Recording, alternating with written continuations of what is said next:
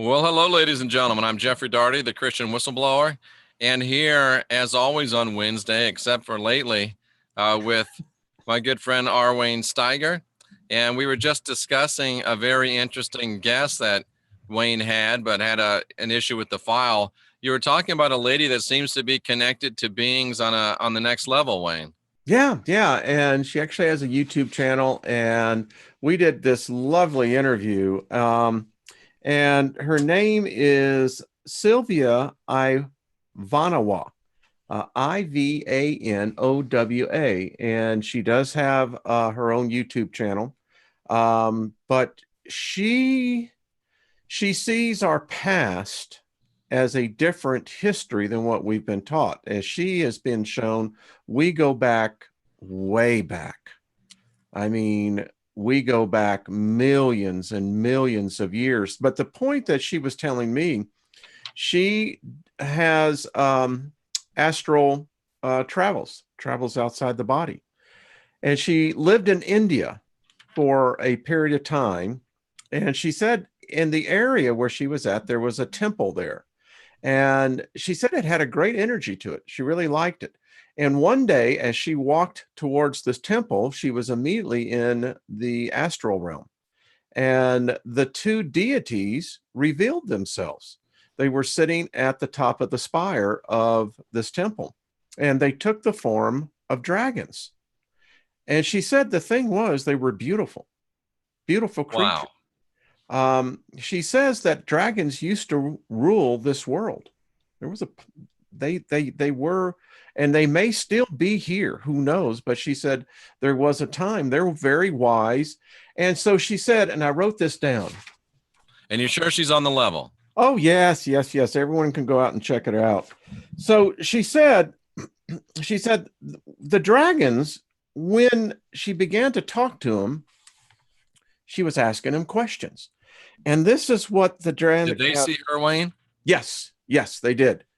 And they said, we cannot answer your question the way it should be answered because you do not understand. If we were to give you the answer, it wouldn't make sense to you. And she said, that's the struggle that where we are right now.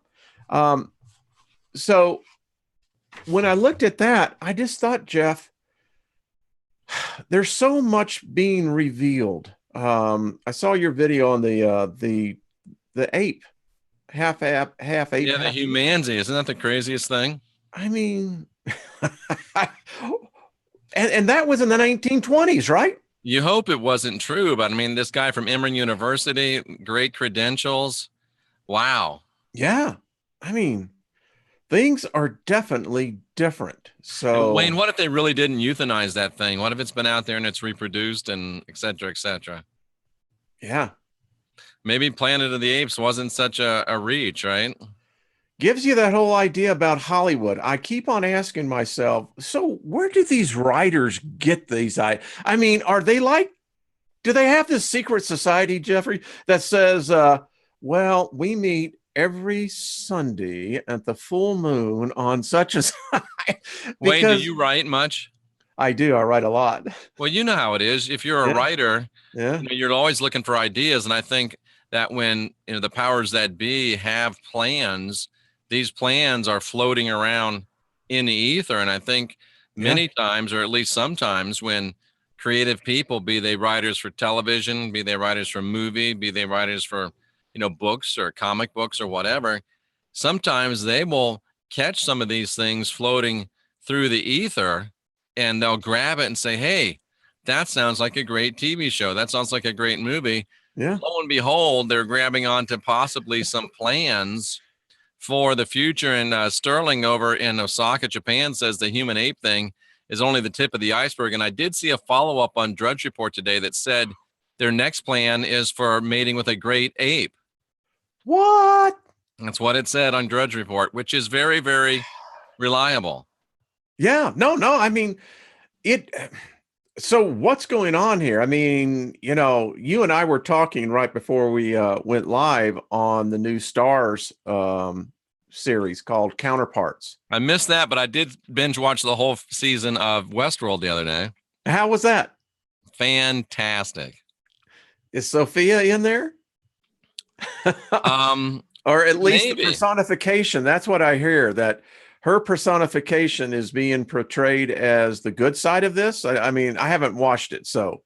Yeah, Westworld is very, very deep. And I started watching some Philip K. Dick, Electric Dreams. That's pretty interesting as well.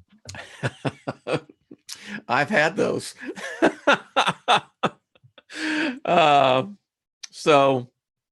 Well, anyway, getting back to Counterparts, the thing that I found so interesting is that finally, after the first episode, you're going, what in the freak's going on? It's great mind coitus.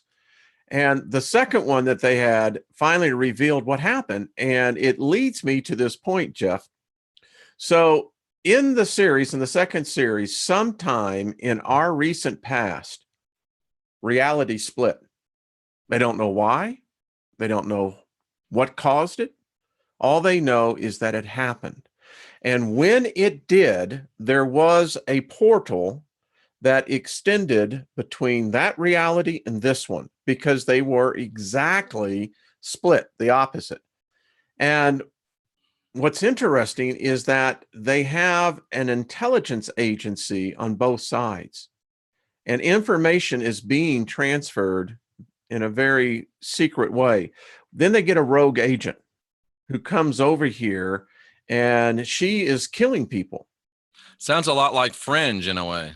Kind of, yeah, yeah. So it makes me wonder, and I talked about this last night over on my channel, was what do you see? Michelle says, if you're having a drinking game, for Wayne, it's mind coitus. For Jeff, it's interesting.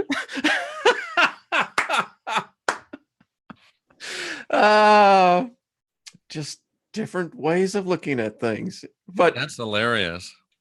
So think about this. What if we misinterpreted, let's say, two events? And I'm going to bring two what ifs. The first one, what if we misinterpreted the Mayan calendar? And we did. And I think we did. What if that was an indication of a split in reality? Different consciousness going in different directions. Someone wrote me, and I thought it was very interesting how they came up with this. They said, well, what if that split has happened before, and the last time it happened is when Christianity was brought forth? And you know, the last X-Files was all about the Mandela effect. The Mingala effect. The Mingala effect, right? Mandela Mingala. That was interesting, but it's I mean, it's all over the place. This whole timeline thing, this whole shift thing, it's everywhere. And of course, I love how they have in all their little mini series here. They now have at least one silly one among the 5 or 6 they do, and that was fun. But there was again the Mingala effect, aka the Mandela effect. Yeah, I mean, listen, I like the fact that Chris Carter is now writing and producing it again. And let me tell you, that guy will tickle your brain. I mean, and definitely tickle your cognitive resonance. It's like, hey, how you feeling? And who knew that? I mean, you knew Duchovny did from some of the other stuff he's done, but Gillian Anderson displays a real flair for comedic acting as well. Yes, she does. She really does. And it's still so funny that the fact that she's about a foot shorter than David. So that is, but the stories are getting back to where we are at. There is the whole thing with the smoking man now is that we now know that this alien takeover was in fact what and they kind of brought this out. They said the whole point of the 70s was to confuse people. You brought the evidence out in the 50s. In the 60s, we began to see the exploration exponentially of man's intelligence, evidence of technology, etc. And then in the 70s, when the computer chip actually came into society, that's where things started getting interesting. So they were trying to confuse us during the 70s. What happened in the 70s? I'm sitting here looking at the picture of me and Elvis. So, well, I mean, the 70s and.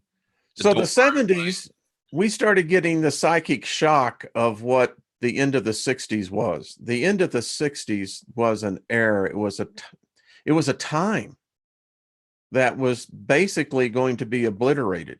And we saw that launched into 1969. And I think that we landed on the moon. You think of everything that propelled us into the 70s. And when did Vietnam start? Well, Vietnam started, I guess, technically would have been what, 1958, 59? So when did it get hot for us? When was it? It got real hot for us and started in 69. Okay, that's what I thought. Yeah, the body count started going up, And of course, for people like me, I mean, when the last draft was when I turned 18. And yeah, it's like crap. I mean, 1,000. Yeah, Charles Manson in 1968, 9, yeah, right? 69, 68. Yeah. Yeah. And then you had the break up the Beatles. You had Nixon. You had Watergate. You had this continue, Patty Hearst. You had the SLA Underground. It was just this chaotic, crazy time. And it was reflective, I think, in the consciousness of where we saw the world go. Interesting. Yeah. Dalton Gaming says she remembers clearly the day that Mandela died. And she said to her spouse, "What? I thought he's already been dead." So it was the Mandela effect was very real for Dalton Gaming. I believe that's a lady. I don't want to misspeak, but listen, I'll tell you a story when I learned years ago in my professional career. I happened to be having lunch. I know this one. I never did this. With the CFO of a company I had just got hired with, and we were waiting in line to go eat. And I made the mistake asking when she was expecting. And she wasn't. Needless to say, Jeffrey, I learned a lot that day. Dalton Gaming is a lady. Oh, okay. Wow. So Wayne, you had that wreck today with the congressional train, and I know a lot of people are reading a lot of things into it. Can't sometimes there just be traffic accidents and they don't really mean anything beyond their traffic accidents? Yeah, I think that in the realm of possibility, absolutely. But then I have to ask myself, this is the same trash guy who's probably been over that track how many times with the garbage, figures out, I mean, unless that it just stalled. His truck, yeah. Yeah, I mean, woo. And if it did, what are the odds that your car is going to stall right when a passenger train just happens to be carrying over 202 members of Congress, all GOP and family? So was somebody trying to derail the train and get back at the GOP for the memo coming up? All right, are you ready for this? I'm ready. I think there was a spell that was cast. A spell? Yes. I do. G. Mason probably wasn't trying to be funny, but G. Mason says, were they trying to regain the majority? Listen, I'm being very serious about this. The way they handled this thing, the way that it just unfolded. A spell by whom, Wayne? I think that there is some powerful magicians, witches, if you want to say it, if you want to call them that. They may even be above that name, but I believe that they have formed a pact to damage this man. The personification is what I am finding alarming, is that it's not Donald Trump. He's just the object and the focus of what's happening here. But to see the contrast of personifications, one, you have prosperity, you have increase, you have growth, you have this rejuvenation, but then you have this dark malevolency that is visible. Last night, what you saw was the dark force at work. And they were not happy. Coincidence today that you have a garbage truck that just happens to be full, by the way, I don't know. So, was there anything nefarious about the wreck involving the GOP train? The rods say there was something nefarious. I'm not sure. Somebody said something about Heidi's rods. What did Heidi's rods say about it? I don't know. I have a hard time believing that. I would have said no, but my rods say yes. So you think there probably was something nefarious about the train wreck, it sounds like. Well, you see, I come at a different perspective. I see spell casting as being real, as being palatable on people. They've shown that you could say hypnosis is a spell, and we know that you can mass hypnotize people without them knowing it. Wayne, Heidi's rods also said there was something nefarious about the train wreck. When I was sitting here typing, and I'm telling you, I didn't even have the TV on, and something told me, get up and turn on the television. I turned it on, and I'm seeing this, and I'm getting this download. This was a spell. This was a spell. Wow. There was powerful forces at work here. Did that wreck have to do with a spell? Says yes. Now, Lizzie adds that one of the ex-presidents from Mexico is involved in witchcraft. His name is Salinas. Mm-hmm. And he has vowed to take Trump down. He has. Yes, he has. Interesting.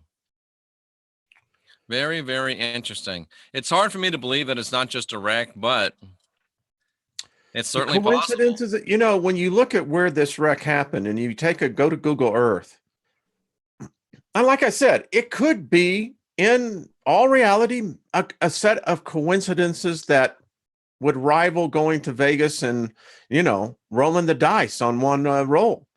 And the only one that got killed was the driver. Wow. So obviously they meant for something more to happen. I think something was wrong there. I mean, here's why I'm trying to analyze this. So the guy sitting there, he's a local. He sees this train go by every day. Right. They know it. They get the schedule. They know the train schedule. And he breaks down, right? And he doesn't have the good sense to get out of the cab. Yeah. Did he have his seatbelt on? Did he fall asleep? Was he shot? Was he under a spell? What's that? Was he under a spell? Was he under a spell? Listen, but the train didn't even derail. It just went right on its merry way, right? Well, yeah, it did. It hit it, and it fortunately, the way it hit that truck, the kinetic energy went off to the side, which told me something else was at play. So it sounds like a battle of good witches and bad witches. Well, listen, there's a lot at stake here. I mean, if the Trump... Or are you telling me that Trump is being protected by extraterrestrials, Wayne? I think he's being protected by higher powers. Really? I do. I did a video over on my channel, and I told people it would not be good for you to bet against this guy. There's something about him. Everything that his enemies do, it turns on them. Well, why would they pick Trump of all the people? I mean, there's more lovable, more middle of the road, more likable guys. I mean, Trump is a love or hate guy. You either love him or you hate him. They could have picked somebody not as polemic as Trump. But he's not beholden to anyone. That's true. I mean, it's like I've heard this. His attitude is kiss my ass. It is. Yeah. He's not like Obama. Obama went in there to get rich. And famous. Yeah. I mean, that's what Obama was there. Obama treated the presidency as though it was some sort of Hollywood acting. He was a rock star. Yeah. That's what he wanted. And it worked fine because he didn't ruffle the waves. He allowed the powers to be, the New World Order, to continue right on with there, and they were going to have a coronation for Hillary Clinton. And then reality changed. So, Wayne, how did it happen that Hillary did not get in? Was it people like you and me that just stood up and said, we've had enough? Or was it something supernatural? I think it was a combination of both. I think that people came together in a way that I think it was even the super subconscious And I believe that. I believe that the Earth's, if you look at the Schumann resonance right now, the Earth, it is now amplified up there. We respond to that. And I Wayne, think how about that, this? what's that? How about the subtle message? You can't stop the Trump train. Oh, come on. If we can get people a cup of coffee, that one I'd definitely, that's you good. can't stop the Trump train. I love it. Not even with a garbage truck. So I want to tell you, I was up at 4:00 this morning, went out and was filming. And in fact, I have a PowerPoint of the eclipse, of the lunar eclipse. Wow. I got to tell you something, Jeffrey. What happened to me was at the point at 5:55, we started going into totality here. There was an energy.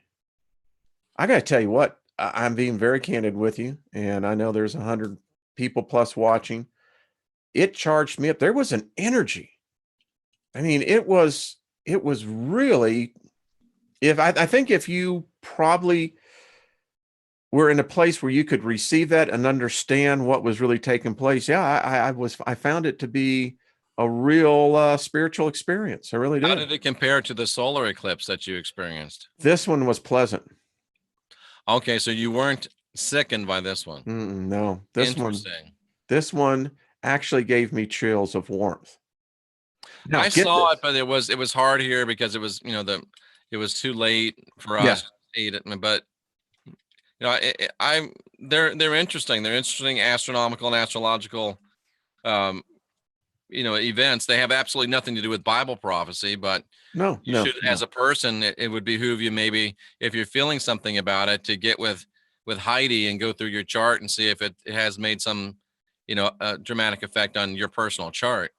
Yeah. Yeah. And I mean, and one of the things I'm learning in all the study and everything else, the moon has always had an impact on our species.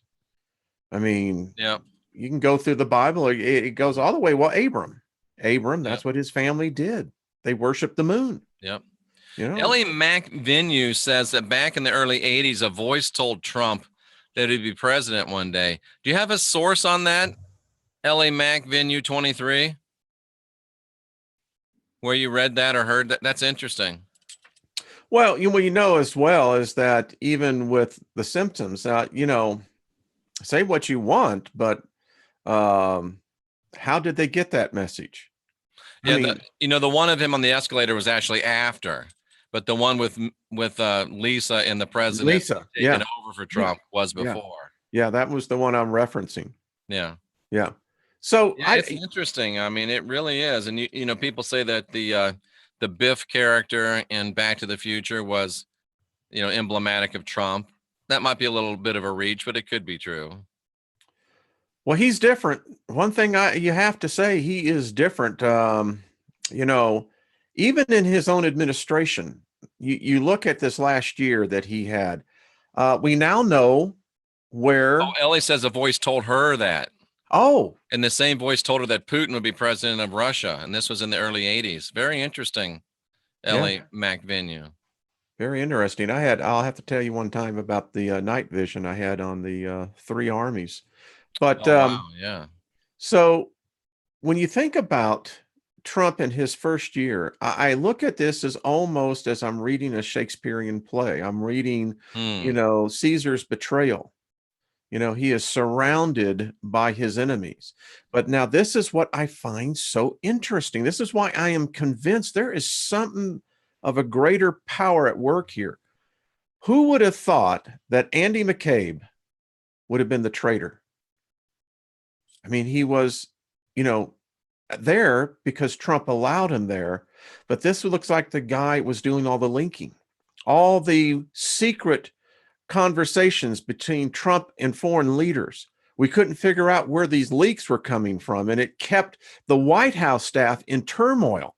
And now come to find out that it was his enemies. And now we're finding out our enemies, because this guy is leaking classified information out to the press through unknown sources. Interesting. And I'm convinced, and this is weird, this just came to me, but I remember the last cycle for Obama's reelection. I thought Trump was going to run then. And it's almost like Trump knew he could have run and won then, but for some reason he wanted to wait and run and win this time. I know that sounds weird, but I just remember having that feeling that if Trump ran, because remember he did the whole thing. Mm-hmm. He had the plane in the background, the hangar, the whole same thing.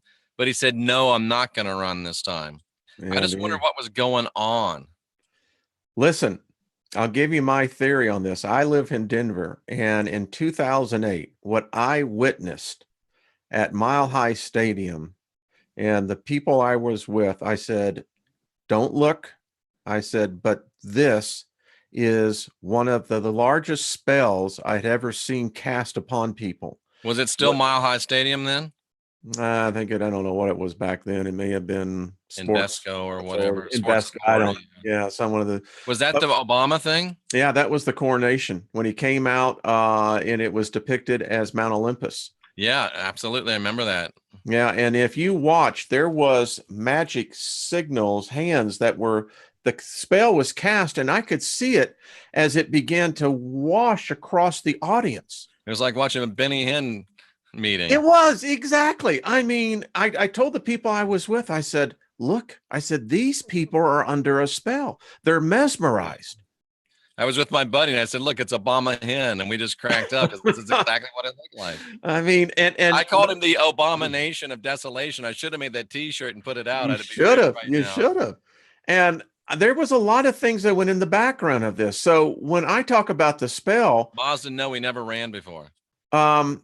What most people don't realize, I'm in the payment industry, and in 2008, what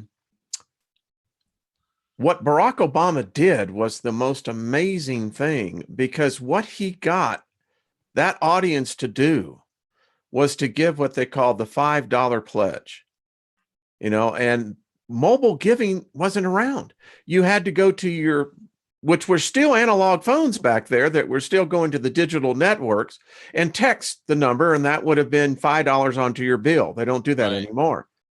They raised over $250 million. Crazy. So that's a pretty good spell when you think about the momentum that literally swept from people. I mean, the thing that I always found was amazing, they never vetted the guy. And I mean, I don't like this, but it keeps coming up over and over again for me. Is Michelle Obama a man? Yes. Well, the dance that she did on the Ellen show, whatever. Now, I know this may sound bad to your listeners, but no, I'll keep it to myself. No, say it. Is that it's part of the deception. It was part of the spell casting. I mean, was it part of keeping him? You better do what we want you to do because we know that you're gay and you're married to a transsexual and we'll out you. Yeah. With all due respect to gays and transsexuals, I got no problem with them. But if you're trying to pretend you're not one and you're not married to one and they know that you are, they've got you right where they want you. And why never does no one talks about the fact that she was disbarred from the Illinois bar? So were both the Clintons disbarred. Yeah. And I'm going, folks, to be disbarred, that's like the old Western branded, Yeah, tell them about what disbarring means. That means that you do not have the right to practice law any longer. You have been kicked out. It means that you have failed the moral and ethical code as an officer of the court. You've been shunned. And think about it. You have been shunned. That's Michelle Obama, Hillary Clinton, Bill Clinton, all three of them have been disbarred. Disbarred. And that's any other thing in life, that would be your character. It's like a dishonorable discharge from the military. Yeah, it is. It is. But even worse. And listen, I believe this, and I know we weren't going to talk about politics. I don't know how we got on this, but so anyway, the shirt I have on tonight is in 37 years ago, The Great American Hero came out on ABC. And It lasted for 3 seasons, and it ushered in a new era for America. Ronald Reagan was coming into office. We had been through the Carter years, and it was just terrible. And, you know, the thing about it is that we don't think about enslavement. But when your taxes get so high, unemployment is high, and it just becomes crap every way. It cast a pall on everything. So anyway, I am saying that here we are in 2018, you know, commemorating the greatest American hero. And I think we have a new one coming in, and his name is Donald Trump. Interesting. Actually, we are wrong, Wayne. What's that? In 2000, Trump did make a brief run for the Reform Party nomination. Ah, well, there you go. I'm going to chalk that up to the Mandela effect. Yeah, you know, I could, you know what, Wayne? You joke, but dude, I'm a student of Donald Trump, and I don't remember this. I don't remember this. I don't either, you know. But anyway, there it is. Hey, I don't remember it, but I don't remember it either. I mean, you know, because it would have been like a Ross Perot. You know? And, you know, I campaigned for Ross Perot, but so wow. You know, I see what, and I'll tell you, what's about to happen. I talked to Heidi about this, and we ought to get Heidi on and get Jenny Moonstone and get Trisha G and the rest of them, kind of do a panel discussion here, because let me tell you what I think's about to happen. If they release this memo in which President Trump said on a hot mic, 100%, 100%, people need to see it, and it will bring down this, what I call the secret government. Wayne, tell people what's in the memo. This memo is an indictment against certain operatives in key places in federal agencies that were actively working against Donald Trump, altering documents, hiding documents, trying to erase documents.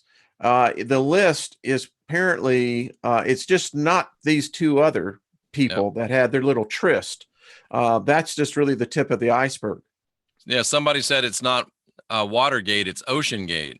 This is potentially what, and this is just my opinion, this potentially, their acts were treason.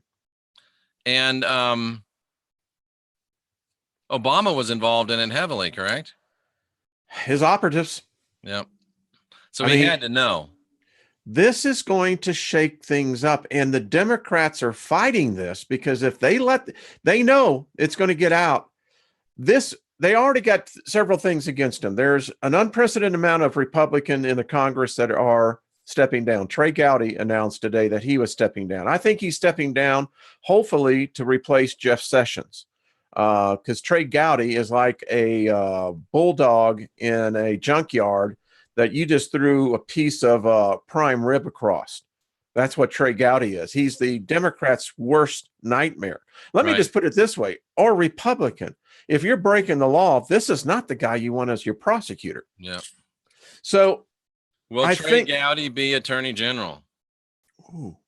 Says yes. Whoa, man. I just got this rush on that because we'll see. This will really, you know. What is Sessions? Sessions is Attorney General, right? Yeah. I mean, listen, there's some things going on that I don't like. Number one, they've instituted this policy of what they call capital forfeiture, and it's being misused. It really is. It's being used by local law enforcement to basically seize private assets from private citizens. They're taking a lot of money from a lot of people here in Florida doing that. It's really bad, folks. Bad. You should be calling your congressman. And this is the problem with Jeff Sessions, is that you thought you were bringing in a conservative that had, you know, what we would call an unbiased view and had the fortitude.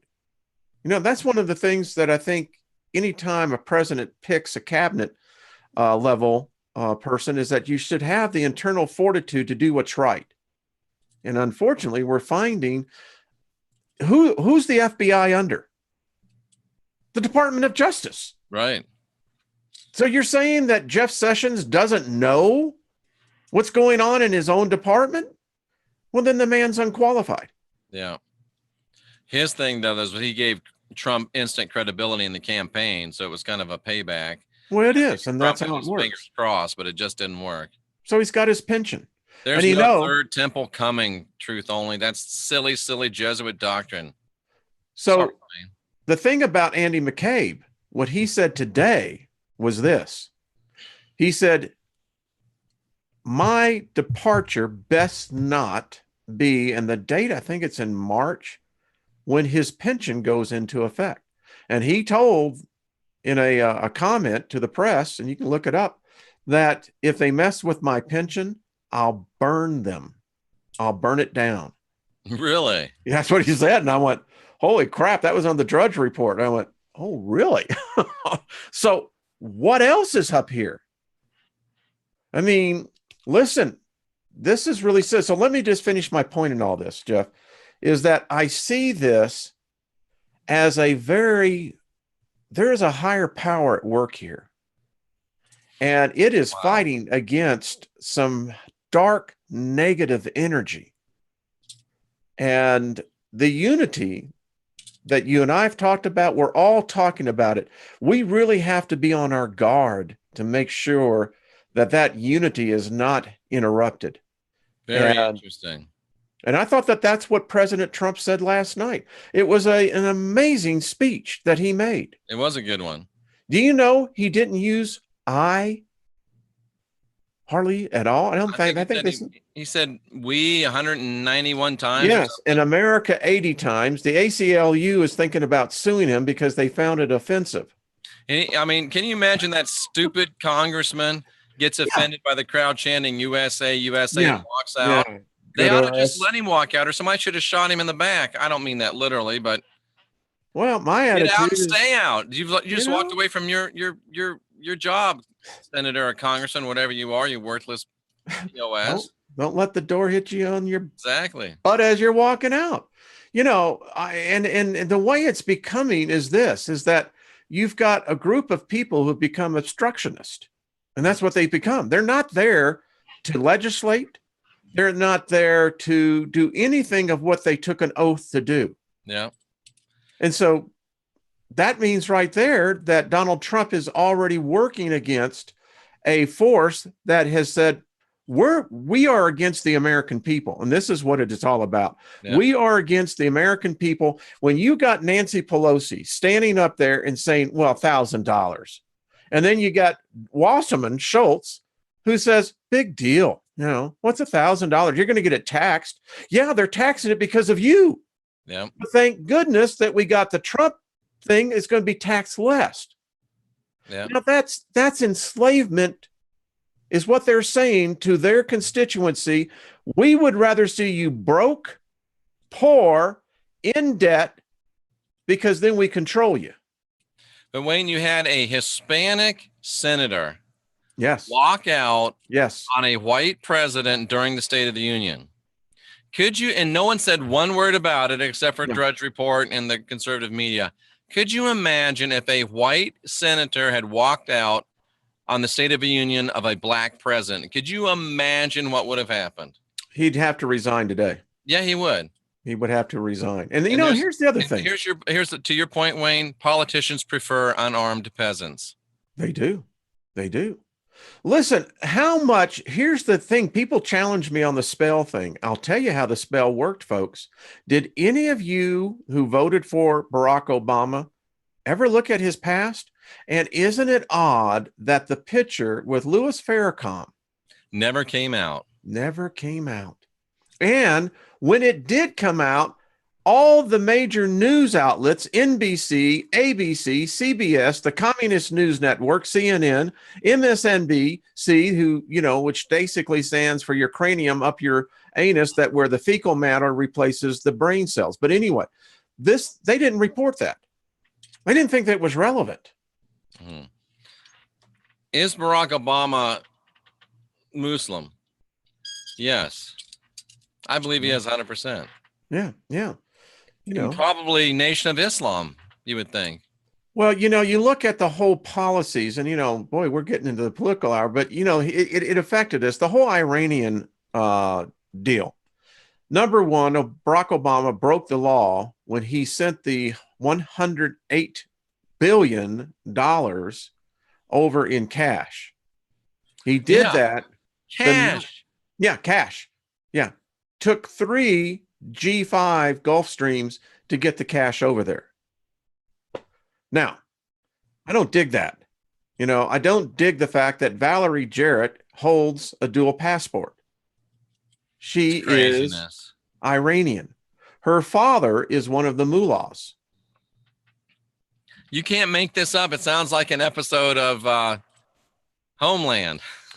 It's exactly where they got the script at. So here you had Valerie Jarrett. Let me tell you how powerful Valerie Jarrett was. And this is why we mentioned Huma Abedin or whatever her name is. Oh, yeah. Well, part of Iranian royalty, right? Or Saudi. Yeah. Iranian. Yeah. So with Valerie Jarrett, she was the president. Most people think it was Barack Obama. It was Valerie Jarrett. I'll tell you how this person worked. So Harry Reid, when they were talking about the Affordable Care Act, Harry Reid was a holdout. Obamacare. He was, he wasn't happy about this. And so what he was going to do, true story, he was going over to the White House to get this young president in line. He said he was going over there to inform the president how the Senate works. Boy, where have we heard that before? So Harry Reid gets there. Instead of going into the Oval Office, he's ushered into the West Wing, right into Valerie Jarrett's office. Whoa. The story goes, she didn't even close the door. Wow. She basically castrated the man. They said that when they saw him when he walked out, he was crying. How could Valerie Jarrett have that much power, Wayne? Exactly. Well, she had her own Secret Service detail. Now, you tell me when a chief of staff has their own Secret Service detail. So that doesn't sound right, but man, unbelievable. It's not. How could she make Harry Reid go to pieces? When you actually hold the axe, it's like you don't need an executioner. You already got that down pat, She probably slapped him. Well, whatever she did to him, you notice that Harry Reid never, after that, ever went against anything that Barack did. Wayne, was this the same person that Bill met on the tarmac in that airplane? Oh, no, that's Loretta Lynch. Loretta Lynch, okay. Yeah, this is the whole thing with Andy McCabe. This is where the whole thing of this meeting is now falling apart. Listen, we all knew something was wrong. It was unethical for Loretta Lynch to meet with the former president, whose wife just happened to be under an FBI investigation. Yeah. Wayne, is pedophilia at the base of all of this? I don't know. I was a lobbyist. I never saw any of that. I mean, the people that I dealt with, no, I never saw any of that. And I don't know. But we know that there's been enough written about it. The thing I say about the Clintons, you go back to the history of Whitewater and go back to the Rose Law Firm, and you start looking at those two's past. Now, the thing about it is there's been enough of former Arkansas state troopers who have testified that Bill Clinton was a womanizer. Right. From day one. Yeah. And Hillary was not what they would ever call ethical. They say that there are more skeletons buried along the White River than there is in a graveyard. And it's been said that Hillary Clinton might have more female conquests than Bill. And that's fine, but Don't hide it. So Wayne, you talk about this spiritual battle. Yeah. Who are the spiritual forces behind those that are opposing Donald Trump? So in 1973, I believe, I was watching this show on the Soyuz. The Soyuz cosmonaut, and I believe it was Soyuz 7. Don't quote me on the number, but it was one of the Soyuz craft. Those cosmonauts saw 7, what they described as angelic beings that were, they estimated, thousands of miles. And Lizzie makes a good point. The Muslim Brotherhood was often inside the Obama White House. Yes, quite frequently. So 7 angelic beings. That's what they described them as. Around the Soviet spacecraft. Yeah, they actually saw them over the planet, standing. Oh, over the planet? Yeah, over the planet. Good beings or bad beings? They said that they were good. They said that they looked like angels. So who are the ones that are supporting the forces opposed to Donald Trump? Well, if you look at the reality that we should be in right now, Hillary Clinton would be in office. We would have already had a stock market collapse. And a war with Russia, probably. We would probably have already, the missiles would have been starting to fly. It would have deteriorated that badly. So do you really think there was an actual break in time? I do. I absolutely do. Yes, sir. Do you believe Trump is a time traveler? I don't know. I know that he is a messenger of hope. And it's with all his warts, all his flaws, all his stupid comments and boorish attitudes, still he never said he was a saint. He's human. But I'm telling you, this man has a gift of edification. He has a gift of hope. And I believe that there is this, listen, and it's just my opinion, this event that happened today. So we have a lunar eclipse. What is it? The brightest, biggest moon that's supposed to be this year. I saw the blood moon. I got that. It was a blue moon too. And there was a cosmic power that was coming. I felt it. Now, maybe it was just me. Maybe it was all in my mind coitus, but it felt real to me. And then I see these events unfold.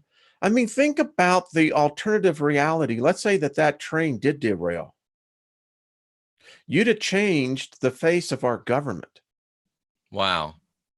That's how serious it is, folks. We would have seen our government change. I mean, Wayne, who is the group behind who's the dark power? Who are they? Where are they from? Well, I don't know. I mean, if you're going to take, the 2 lovebirds, they make this reference to this secret society. Who's the lovebirds? That's the 2 FBI agents that they found on the text. Yeah. So what's going on here? So you think they're dark ETs? I can't say this publicly because I don't have anything to confirm it, but there are rumors about on the Clinton side. You can go out there and buy the books that these people practice something a little different.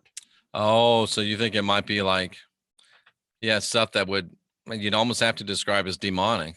Yeah. Yeah.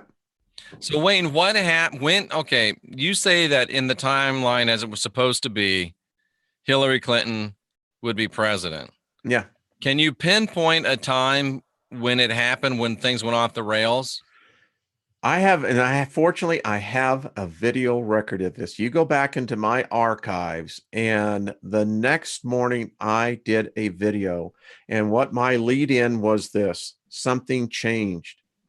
Something changed. I felt the change, and I've never said this on the air publicly, but my wife and I were sitting in our den watching this, and it was, I'll tell you when it was almost like 1:11 a.m. East Coast time. And Hillary was supposed to come out. And John Podesta came in, and I looked at my wife and I said, something's changed. There's a shift here. Really? I said, and Remember that's what what I day told. it was? Oh, go right there in my video. You can go right back to it. It's I put the video out on November 10th. The change Of last happened. year? The change happened in November 9th, 2016. November 9th, 2016. It's when reality changed. What was going on November 9th, 2016? The election. 11/09/16 Was the election. Yeah, but it was over then. No. If you remember, they were still, I had all through, we were watching, they had not called Michigan or Minnesota. Oh, so you think it happened on the day of the election really late? Yeah, I do. An actual time shift? Yeah, I think actually it was a reality shift, a complete timeline shift. Who shifted it? I don't know. Listen, I have said this publicly. I know a person, she is a Democrat, and she contends to this day that she doesn't belong here. She doesn't belong in this timeline. She keeps saying it. She says, everything has changed. She says, my husband's changed. I remember hearing that. And Trump kept saying, I'm going to win. I'm going to win.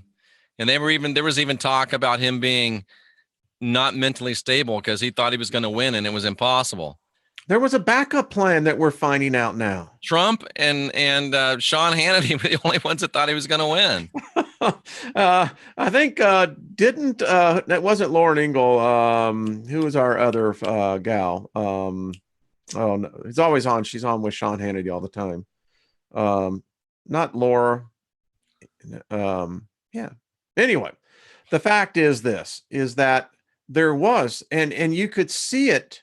It was as palatable when people began to realize that the shift hit. Because so you really think all those pictures backstage, you see Bill's all happy and Hillary's all happy, and then all of a sudden they're not all happy?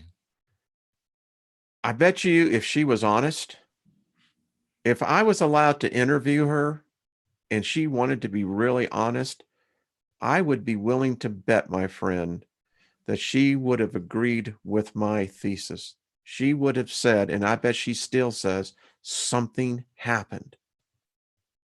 Robin, there's no proof that Trump said what? What? It just said there's no proof that Trump said that, but if he did, is it a lie? Said what? I don't know. That's what I'm trying to find out. Oh. What was it that Trump supposedly said? So you think, did Clinton know when it changed, or did she just have this all of a sudden something's changed? I think she felt it as well. I really do. Do you think Trump was surprised that he won? Yes. Even though he kept saying, I'm going to win, you still think he was surprised? Yes. Yep. You think it's true that Melania cried? I don't know, but I know that he felt it. The story I heard that when John Podesta walked in, and it was NBC News who I believe called Michigan, and that was the domino. That was basically it. And accordingly to what she said, and I don't know, this is just hearsay, but it's certainly gotten around enough that it's becoming, okay, let's talk about it. She said, I was guaranteed. Ooh, she said that, huh? And Hillary Davis says Hillary Clinton is a mass murderer. I think that's literally true from a few different contexts. There's been a few people in the Clinton administration. I'm still trying to figure out how the guy that committed suicide by the gunshot in the Vince back Foster, of the head. we're talking about with his offhand. Yeah, if you're going to shoot yourself and you're right-handed, you're going to use your left hand every time. Explain to me how that happened. And what about the guy that died over in Bosnia in the airplane crash that had a bullet to his head? Well, I guess that he never knew about the plane crash, did he? So Wayne, he just didn't want to die in a plane crash, so he shot himself on the way down. I've heard this before. It's someone, and I know it's crass, but I was at a dinner in Washington, D.C., and someone said he was pissed off because there was no McDonald's. Yeah. Apparently had this Did you hear the thing that stupid Hillary read, that Trump was always afraid that he's going to be poisoned? That's why he eats at McDonald's so much. I guess he figures he may be eating poison, but it won't be directed at him at McDonald's. Well, I'm trying to begin to think now, if reality split, let's just say that could happen, right? Well, what Hillary did we get? Because did Hillary die, and is this a different Hillary? Who knows? I mean, listen, wow. That woman was sick on the campaign. She was so sick. Marsden Brooks says they came and informed Hillary that the plan changed. Oh, see? Who? That's the question, is who? I was telling someone this today. I said, the problem with AI, the whole problem with this whole digital thing, you can't pull back the freaking curtain, at least in The Wizard of Oz. Toto at least helped us on that one. And I had a couple of insiders tell me that Clinton was rip-roaring drunk after that as well, too. Well, she expected a coronation. Yeah. I mean, that's what they were going to plan. I mean, the Queen, the first family, it was all set. Yeah. But so then the Donald got in the way. So, all right, if it wasn't a reality split, then did we see a time altercation? Did we see a timeline inject itself into ours? Not completely, kind of just like a ribbon. And that was one of the effects, was this shift of this virtual unknown, a maverick. So did some off-planet intelligence intervene in our timeline to make sure that Clinton did not get elected and did not go to war with Russia, which might have obliterated the planet? Yeah.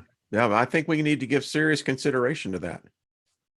Because, Putin and the Donald had their bromance, going on in the campaign. They probably still do. I think those two really like each other. I think they got the personality that way. And listen, there's nothing wrong with that. Isn't that a good thing? Don't we want our president to be friends with the Russian president? I'd like them to be buddies with the China president. I mean, I was hoping they could bring little Kim in on the threesome, and they could all get along. You've heard what he's doing now, right? No, I haven't heard what he's doing. Well, so to feed his maniacal thirst for blood, now he's cleaning out all those around him. So, and his favorite form of execution, apparently, he did his uncle this way, and then, in fact, he did the whole family, is to put you in front of a anti-aircraft gun. Seriously. That's overkill, isn't it? They don't have that many anti-aircraft rounds. I don't know how he can do that. I mean, I'm going, what do you go and go? Well, oh, God. Well, if you're going to go, you go fast with an anti-aircraft gun. Yeah. And, listen, for everything we've been talking about too, listen, the world powers to be, they don't know Trump. The thing at Davos, they don't know Trump. No. The report that most people didn't hear on the mainstream media was that he was received as a hero. Now, these were all the elite at Davos. Really? Yes. He secured last week, and for everyone that lives in the United States, and by the way, this is going to have a global effect. I think there was approximately 12 of the major world CEOs, primarily European, they committed in excess of nearly $80 billion in new investment in the United States, representing probably in another excess of over 200,000 jobs. Because they can get return on their money now. Yeah, yeah. And here's the problem. If you're the antithesis of hope, prosperity, well, then you don't want the economy to be going. You don't, because if people are getting pay raises, finally, listen, I'll tell you a true story. My daughter-in-law, stepdaughter, my wife's daughter, she has a degree, smart, and has experienced 15 plus years. Do you know that the wage at her level of education and experience has not increased in nearly 10 years. Wow. When you start thinking about college graduates now with business degrees that are making less than $20 an hour, listen, back in 1976, I was a union drywall finisher. But you didn't have some college degree that's worthless. I did not. I did not have a college. I didn't even graduate from high school. So not only are they conning you to go to college, but they're conning you to go to college. They're filling your mind with crap. And then they're keeping you as a wage slave afterwards. When it's the guys like Wayne and the guys that are working with their hands that figure out, wait a minute, this Trump guy sounds like he might actually help us. And boom, the whole thing blows up in their face. Yeah. Listen, I believe we're about to see, Jeffrey, one of the largest economic booms where we're going to have a demand now for the building trades. I don't think people should go to college. In fact, college is a waste of time. It is. It's a waste of time and money. Go to the trade schools. This is what we should be investing in making America great again. Get the way out of this robot automation. Work with your hands. That's alchemy, by the way. That is alchemy. That's alchemy. And let's train people again to get into what we call the trades. In my day, it was the arts and trades. Yeah. Because painters who are artisans could become a union member. And in 1975, I was making $10.75 an hour. Think about that. In 1975, that's a lot of money. It was.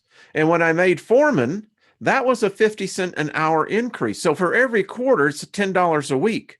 So that was a $20, $80 a year, which made it even better, was $920 a year added to my take-home pay. It's a lot of money. And Jeffrey, here's the other thing. My wife and I was talking about this. So when I was working back then, my ex-wife, who I was married at the time, she was working for a savings and loan. I was in the union. I had my insurance. She had hers. I got sick.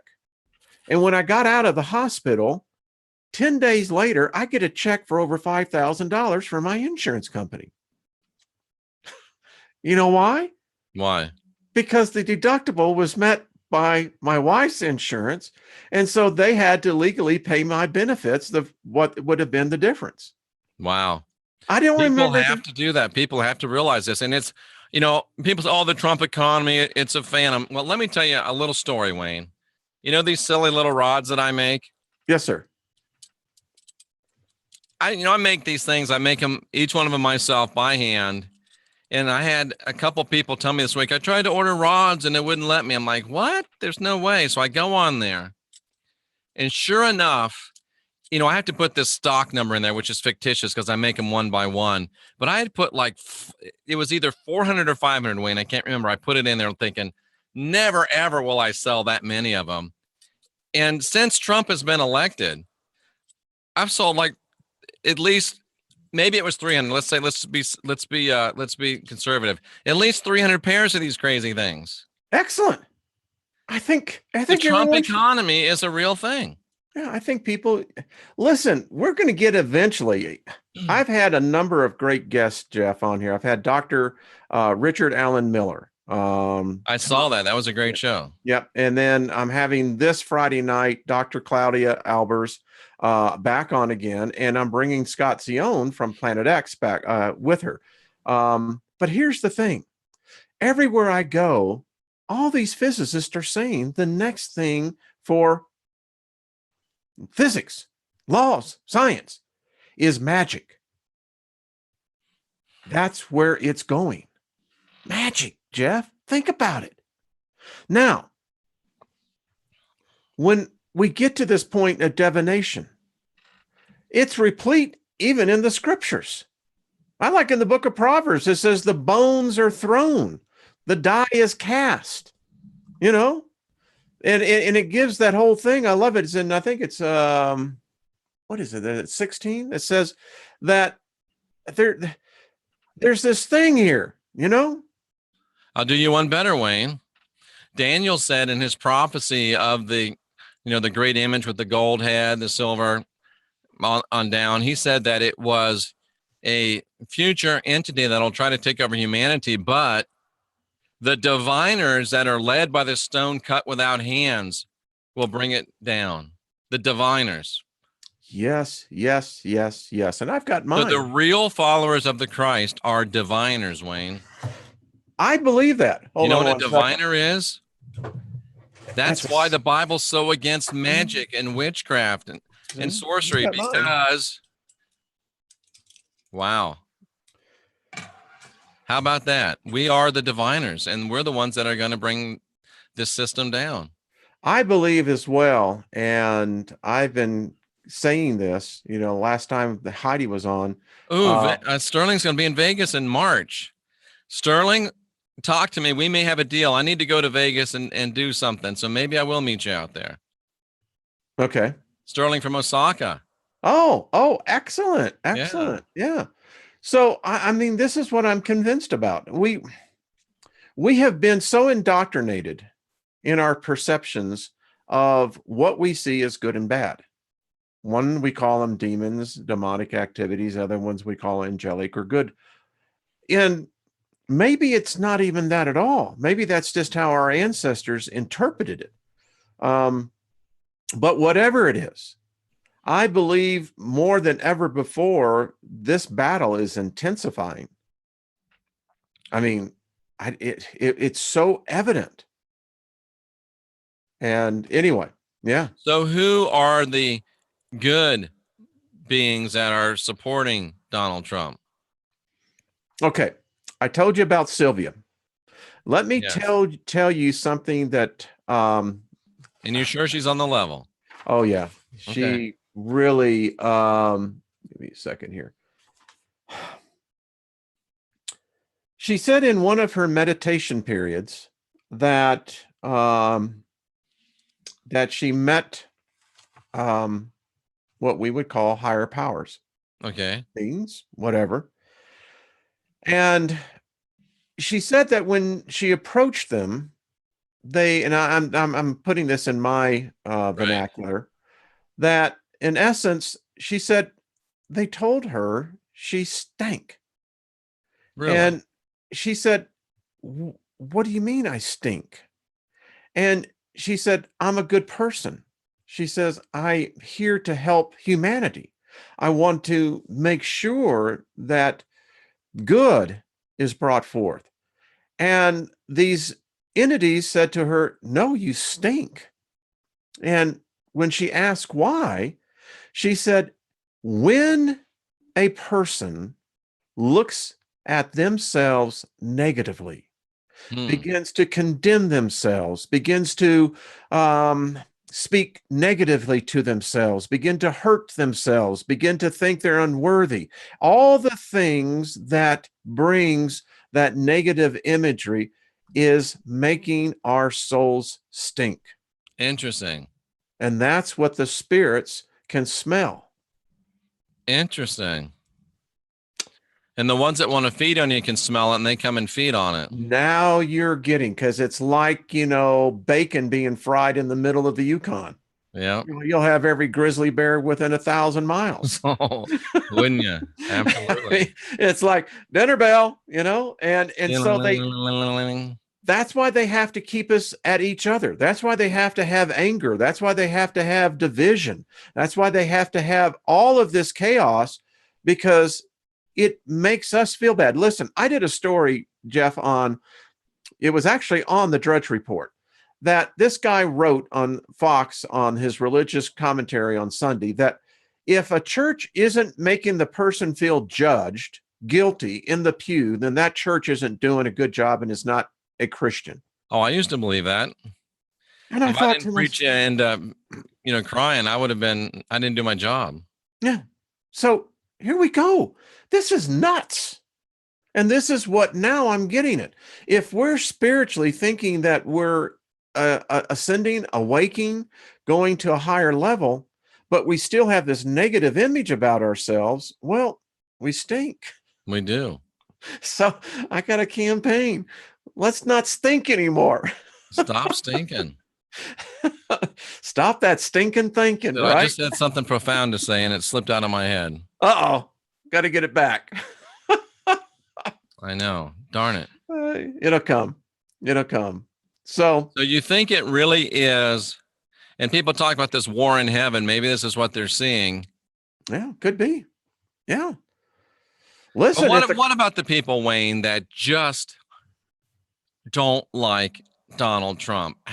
What do you say to those people that just think he's a absolute pig of a human being? How could divine benevolent forces be using Donald freaking Trump?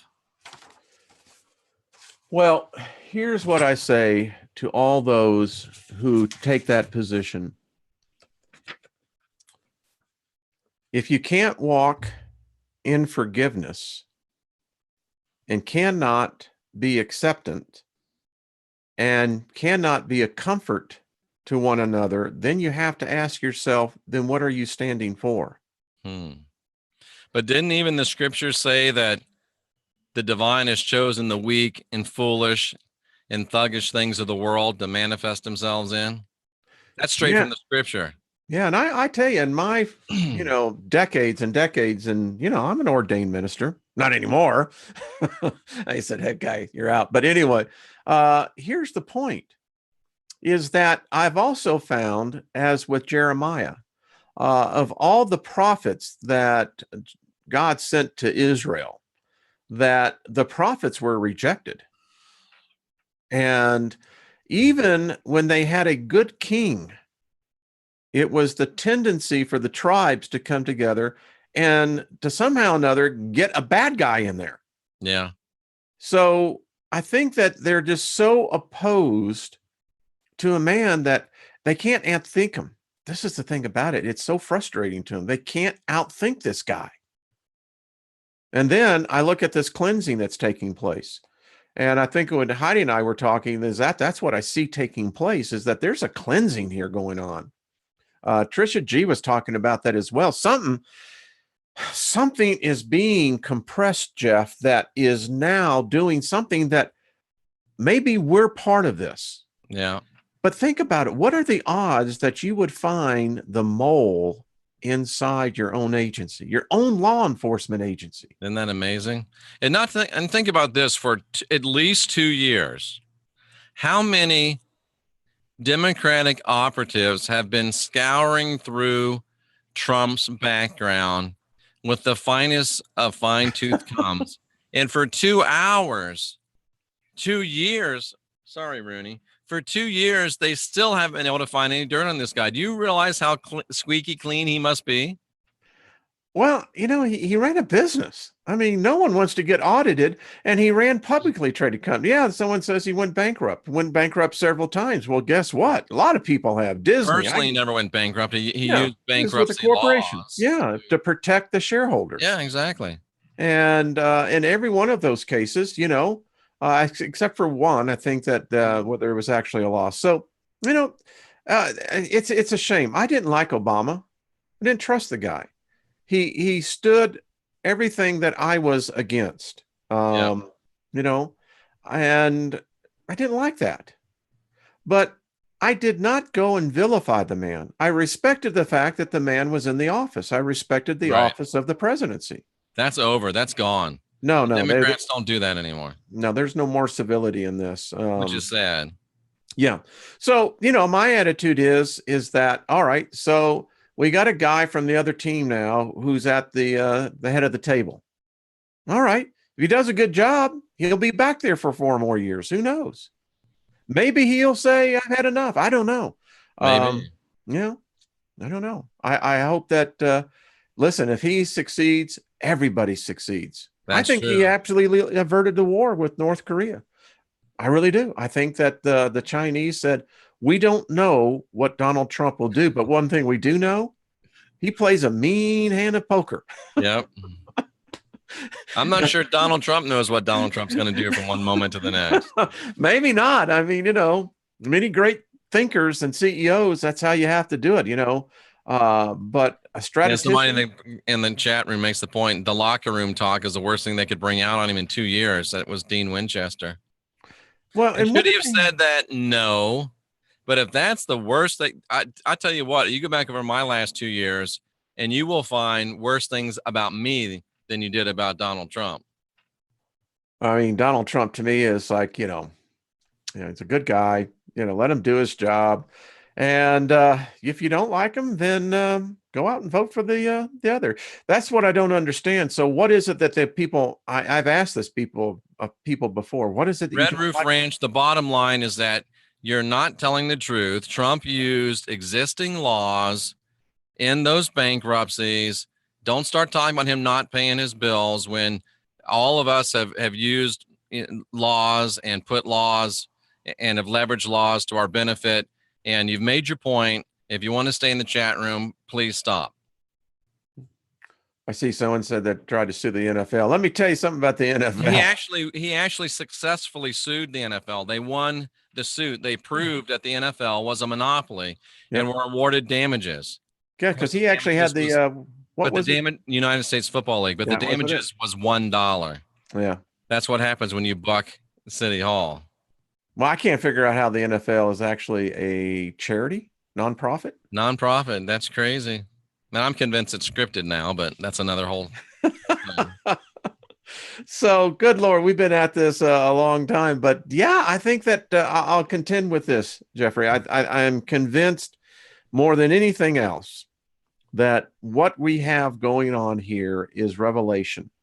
Revelation that is coming to us in a manner that I think so many people have prepared themselves for this mental thing. They were saying that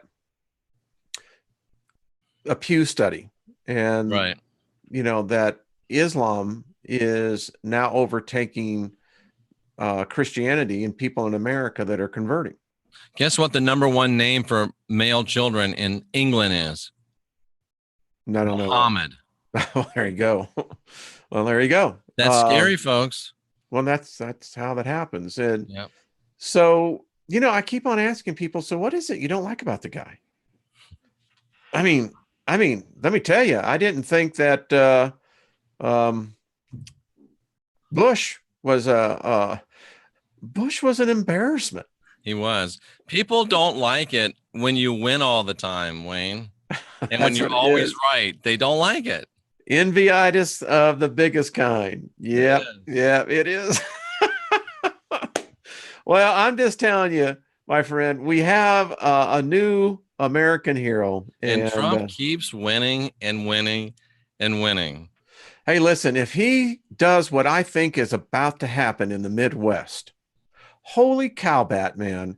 The Midwest has not seen anything like this since the Reagan era. And listen, I lived in St. Louis in the Reagan era, and the thing that brought St. Louis back from the pit of hell, the depression that it was in because of Carter, and the way that the city hall was run by the Democrats, was because of what Reagan had back then was enterprise zones. And for companies, I remember those. Yeah. And for companies like mine, we could bring investors in, and we got tremendous, for every employee that we hired, we got a 2-year tax exemption, both at the state and the federal level. So for employers, that was an immediate 35% net ROI back to the bottom line. Yep. It's almost what Trump has done in this tax bill. And I'm telling you what, we went through an unprecedented, that prosperity lasted all the way into the Clinton administration when Bill Clinton left. Yep, that's for sure. I'll tell you what, Wayne, I'm not sure that I would want Donald Trump dating my daughter, but I'm sure liking him as my president. I'm not marrying the guy, it's like this. I don't want to live in his house. I just like the dude, And I shook hands with the guy. I've looked him in the eye. I've had a 10, 15-minute conversation with him, and I believe him. He's a good man, Like, listen, he makes some really good skyscrapers. He does. He does. Yeah, they're built well. I mean, same thing. If you want to stay at a good hotel, stay at a Trump property. They're very nice. I mean, he defines elegance. I heard this 2018 is going to be one of the best years in our recent memory. I think so. This is just the peak. It's changed in my life, my wife's life.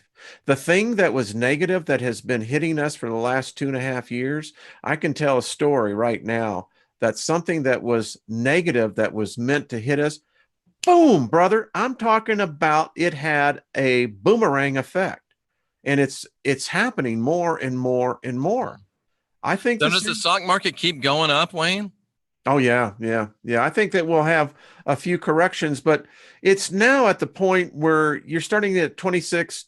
Once you start getting at 27,000 Dow, I mean, I don't know. All the forecasting models are wrong. The Treasury forecasting models are wrong. The Fed really doesn't know what to do because if we start seeing 4.5%, 5% sustained growth, I think it's a new ballgame. Does Trump move to audit the Fed? Boy, I don't know about that one. It would be, wow. He probably doesn't. He probably just lets things go as they are.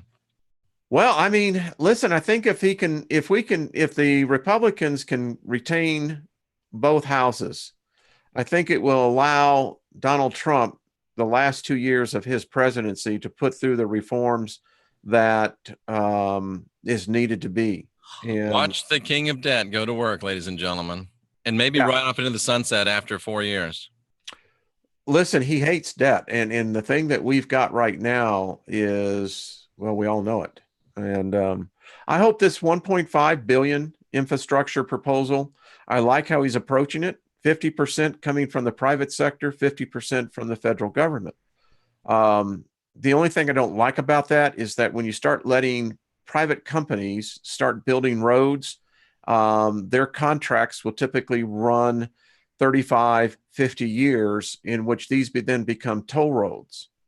And the only problem I have with that type of structure is that then if you're going to be taxing the people, in other words, to pay for the construction, then it needs a strict audit process that when the company hits the break-even point, the federal government should then reduce that. If, let's say, you have to commune and you're paying an additional $30, $40 a week, we should be able to take that off of our taxes to take it against the gasoline tax. Wayne, have you ever seen a toll come off a road in your life? Hell no. Never. They only go up. The only thing that worries me about Trump, I don't like the way that he coddles up to the religious right, but I mean, that's probably just keeping a base firm. And what do you think about what's this whole thing about national 5G? Yeah, I don't know. I mean, I don't know. If he's putting it under the Communications Act, who knows? I mean, he sees what the concern is that if you can come in, mandate 5G everywhere, that would then have the effect of rising up every area of the United States to begin to be able to have access to the technology. And think about the jobs that creates when those businesses have to go out and build all the 5G. Well, you're talking probably 100,000 or more new communication workers that would have to be able to go out, particularly when you start looking. So how long can the communication workers of America not support Donald Trump when these things are going on? I don't know. I think they're going to have a conundrum. I think they are. I mean, what do you want to do? You want to go back to Barack Obama? Listen, as Trump said yesterday, he has eliminated in his first year nearly, I think it was 30,000 regulations from the Obama left over. Yeah. As he calls, these are nothing more than business tax. So when you start, what most Americans don't realize is that in 2010, when we passed the TARP Act, that was $1.8 trillion, Jeffrey, that was supposedly going to shovel-ready jobs that never materialized. And we're still asking, what happened to the $1.8 trillion? Where did it go? Yeah. No one's asking that. But anyway. So you think it's off-world entities, good and bad, locked in a battle? Yeah, I think so. I really do. I think that there is something Yeah, I really do. Interesting stuff. Yeah, interesting times that we live in. It is. It is, my friend. Interesting times that we live in. Well, I think it's only going to get more interesting. I really do. I think we're going to see. I know some of you out there don't like Donald Trump, but as things get better and better and better, you might find yourself and your opinions changing a little bit. You don't have to like Donald Trump to like what's happening in the country. No, listen, I like Barbara Streisand acting and her voice. I hate her politics. Oh, I could. Yeah. I I don't. I mean, I still say What's Up, Doc is a great movie. I like that movie. Warren Beatty's in it. It's not Warren Beatty. Who's the other guy? Anyway. But so the point Does Hillary have clones, Wayne? Is there more than one Hillary? Boy, that we do know. Yeah, she used she has doubles for sure. Yeah, we know of at least 2 that she was using. Yeah. So Trump probably has some doubles as well, right? Probably. It'd be hard to find a double for him. He's kind of a big guy. That's interesting. Well, the thing that most people don't realize is that when he's going on stage here in the United States, now he did not have this when he was over in Davos. So I thought that was really interesting when he gave his speech. He wears a bulletproof vest. That's why he looks kind of paunchy. Yeah, that's why it's exactly what happens. I mean, he looks like he's big in the midsection. He's not. He's wearing a bulletproof vest, folks. Interesting. I'm glad he is. Interesting. So do you think most presidents were wearing bulletproof vests, or is he the first one? I think he's the first one I know of. I heard that Bush had. I heard that Barack had a real problem. Well, the hope with Bush was if they shot him, it hit him in the head, so it wouldn't do any damage. Go wing.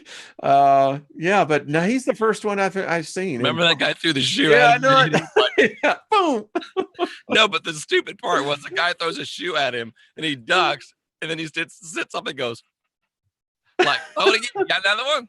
What a freaking moron. Great guy to drink with, but you don't want him anywhere near the nuclear button. Best quote ever is after the inauguration of Donald Trump. George W.'s comment. That was some weird shit up there. I had a conversation with him too, and he is just that nutty, weird. I have to. That's who he is. Oh. I met him he was at a conference I was at. Anyway, yeah. Good grief. That's who he is. Some weird shit up there. And that he was just in the Oval Office playing with a paper football while Dick Cheney was running things. Oh, I'm just wondering what they actually gave him while he was sitting up there on the electron. Oh, that's just funny. All right. Anyway, ladies and gentlemen, that was good stuff. So thank you, everyone. Good to see everybody. And will we be back on Sunday? Someone's asking. Yeah. George Sr., somebody asked. No, we're talking about W. Yeah. No, George Sr. was the smart one. I tell you what, that was one mean son of a bitch. I worked with Pat Buchanan for a while, and Pat had the classic line about George W. What was that? We're sitting around and Pat says, W is not even a bush, he's a shrub. So from then on, Pat called him the shrub, and they finally, to give Pat a speaking slot at the convention, they made him promise that he wouldn't call him the shrub anymore. I'm glad I got out of politics. I was really in it. Most people, I actually had one guy do some, looked at my background on LinkedIn. Somebody says Melania has a double. I don't know. I'd like to meet her. I belong to one of the most conservative groups in America, and some strange stuff. That was some strange stuff up there. I'll have to tell you, gentlemen, we'll see you on Sunday. If you have any questions, Jeffrey Dart or Christian Whistleblower at gmail.com, our Wayne Steiger channel.